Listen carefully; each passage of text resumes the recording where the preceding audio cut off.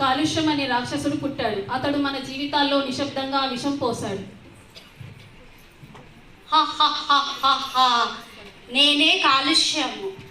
మీరందరూ నన్ను బలపరుస్తున్నారు. పేపర్, మీ చెత్త, మీ పొగ, మీ ప్లాస్టిక్ ఇవన్నీ నా ఆహారము. కానీ నీ వల్ల నా శ్వాస ఆడటం లేదు.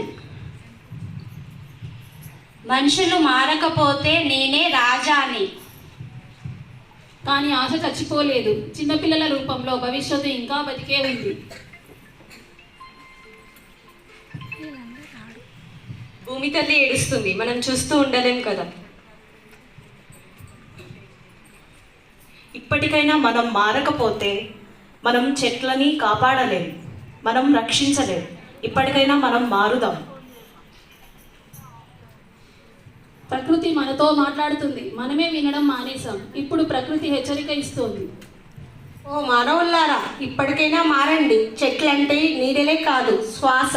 నీరంటే తాగడానికే కాదు, జీవితం, జీవనాధారం. ఇప్పటికైనా మారండి.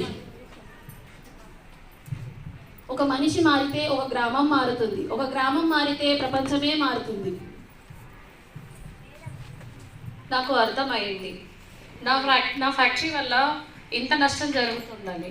అందుకే అభివృద్ధి చేయడానికి అందరం కలిసి చెట్లు నాటుదాం.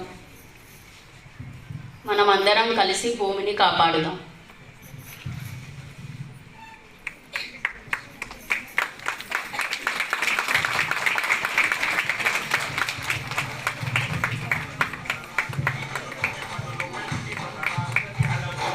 మీ హృదయం